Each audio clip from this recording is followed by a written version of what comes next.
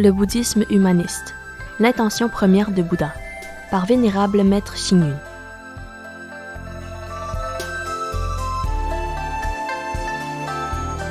Sans me préoccuper des médisances ni des louanges, je préserve ma foi pour le bouddhisme.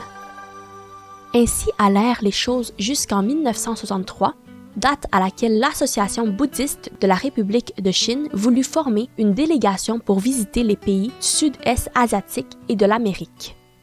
Je fus invité à faire partie de cette délégation par certains membres du bureau central du parti Kuomintang qui avaient un esprit plus ouvert et avaient lu mes articles dans les magazines La Vie et Éveiller le monde. Mais certains dirigeants de l'association bouddhiste refusèrent la proposition. Le parti organisa alors un repas végétarien pour inviter ses aînés, en signe de bonne volonté d'abord, mais aussi pour leur rappeler la puissance et l'influence du parti. Finalement, mon nom apparut dans la liste de la délégation en tant que secrétaire et porte-parole. Nous avons ainsi visité Hong Kong, les Philippines, le Japon, la Malaisie, Singapour, la Thaïlande et même le pays natal de Bouddha, l'Inde, ce qui était mon plus cher désir. Pour ma part, ce voyage a accentué mes connaissances et ma compréhension du bouddhisme.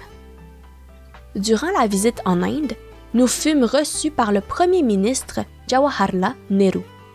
Notre entretien fut publié en première page du quotidien taïwanais Central Daily News, de même que mon allocution aux grandes dames du chef de la délégation, frustré de ne pas être cité.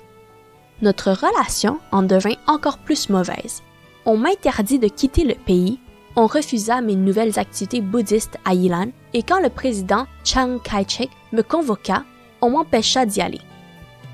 S'agissant des mérites et démérites de l'association, je ne veux pas trop en parler, car ce n'étaient que des affaires mondaines qui n'avaient rien à voir avec la propagation du vrai bouddhisme.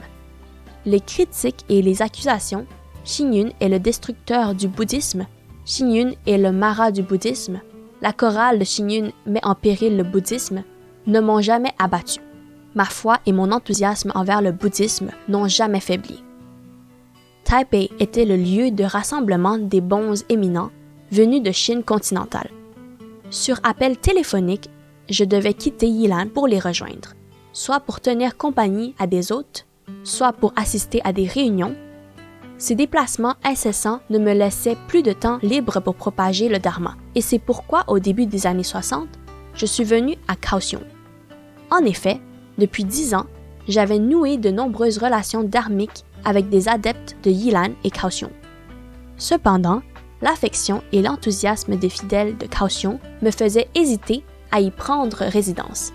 Je trouvais que leur sympathie ressemblait à leur climat, ardente au point d'en devenir insupportable.